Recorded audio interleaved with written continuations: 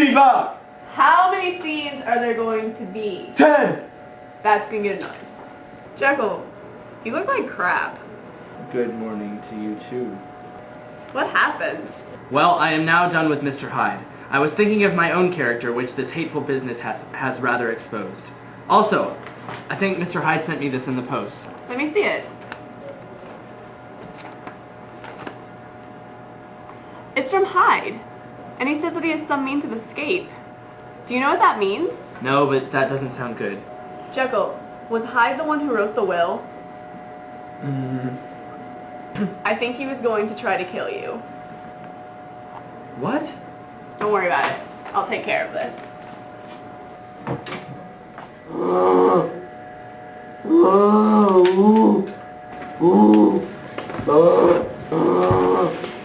Mr. Poole, did you see who dropped us off? There was no host today. Man, this is scene 6. Yeah, Mr. Guest, what can you tell me about this letter? Since I am an expert at handwriting, let me take a look at it. Well, it appears to be written on notebook paper. No, I know what it's written on. Tell me about the actual words. Well, it looks exactly like Dr. Jekyll's, but leaning the other way, as if someone was trying to conceal his true penmanship, hiding something maybe. Mr. Hyde was nowhere to be seen. This is scene 7! Do you see how obnoxious that is?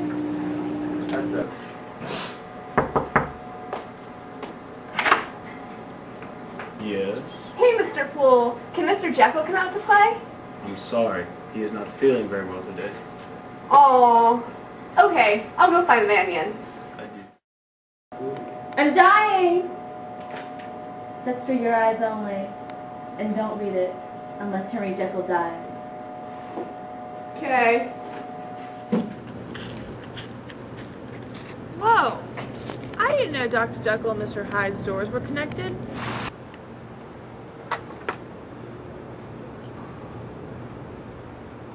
Hey, Dr. Jekyll! Hi, guys. You're looking great again. Thanks, I just needed some fresh air.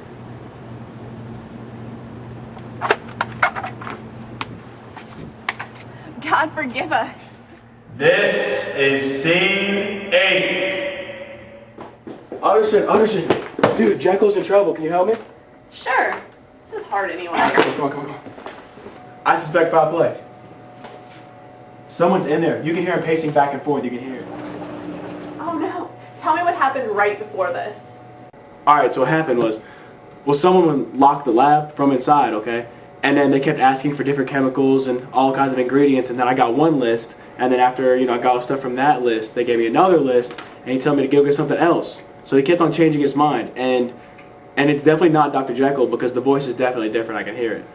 Keep going. Alright, so then I was looking around all over London for these ingredients, right? But there's no place that sells them, okay? And at least one time, the culprit had come out for some strange reason. I don't know what. But it looked nothing like Dr. Jekyll. Because, it was like a huge clump of a man, alright? I'm really scared, dude. The only thing left to do is break down this door. It's busted. 1, 2, 3. Wait, this reminds me of a sonnet I read one time. You interrupted the story. Dan! Wait! You read a sonnet? Shut up. You can read? Shut up. Sonnet 130 by William Shakespeare. Alright, so to begin, what we're going to notice here in this sonnet is Shakespeare's very real expression about his love towards his mistress, and while he is not going to be using the flowery language that many other poets will use, Shakespeare will be very real and very practical. To begin, my mistress's eyes are nothing like the sun. It's interesting to point out how Shakespeare is going to make a comparison between his mistress's eyes and the sun, but he's going to use this comparison to describe how they are in fact nothing like it. His mistress's eyes are dull, slay. The sun is radiant. Continue on to line 2. Coral is far more red than her lips red.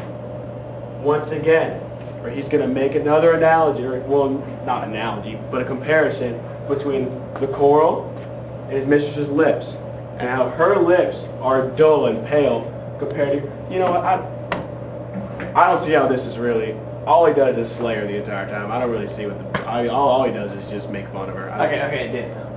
I'll take it, okay? You did good, you did good. All right, boss. Okay, so, a little background. Shakespeare, at this point in his life when he was writing sonnets, he did not write any like Macbeth or Hamlet. He just wrote sonnets. So he was a poet for this first portion of his life.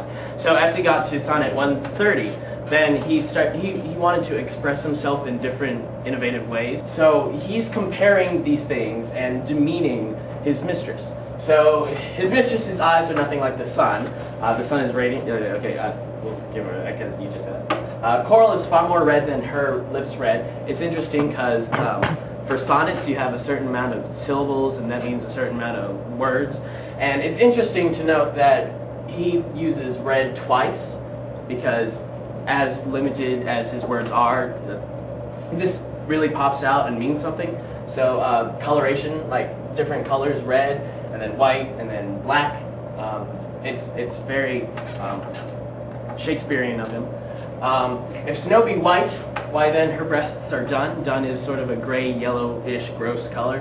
And if hairs be wires, black wires grow on her head. At first it seems demeaning, like all this really does, but as you read it a second time, then let's analyze it further. His mistress's eyes are nothing like the sun.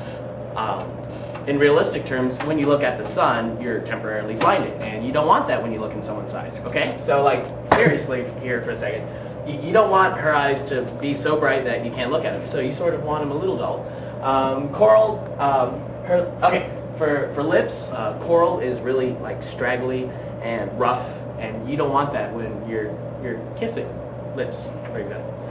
So you want sort of something soft, and coral is not a soft image or symbol. So snow. Okay, this is a little inappropriate, but this is Shakespeare, so I'm gonna be mature about it. Breasts, you don't. Okay, snow is white, yes, but it's also frigid and cold, whereas you don't want breasts to be cold. Like I mean that in the most sincere way. Like I don't mean that to be inappropriate. Also, if hairs be wires, black wires grow on her head. That's just continuing on with like this imagery. So basically what you're telling me is Shakespeare's mistress is a fairly low-maintenance woman. Yeah. All right. And he loves that about her. And he loves that about her. No man loves a high-maintenance woman. How did I get over here? Okay. I love to hear her speak, yet well I know that music hath a far more pleasing sound. I grant I never saw a goddess go, my mistress when she walks treads on the ground. Okay, so in Dan's practical terms, treading on the ground means that she's down to earth, like literally, rather than floating up in the air, that poets have held their mistresses on high. And music, I don't know. Well, I mean, I think it would be pretty annoying to hear somebody singing all the time. Yeah. I think a voice would be much more calming in many aspects of life. Yeah. As opposed to music. Dan, how'd you get over it? Yeah. And now for the rhyming couplet. And yet, by heaven, I think my love is rare, as any she blithe with false compare. False compare encompass the entire sonnet with those, the sun things and red lips, coral. Hold on! I think I have a quote. Okay, bring it on, Dan. Evil besides, which I must still believe to be the lethal side of man, had left on that body an imprint of deformity and decay. And yet when I looked upon that ugly idol in the glass, I was conscious of no repugnance, rather of a leap of welcome. It seemed natural and human. That was beautiful, I know.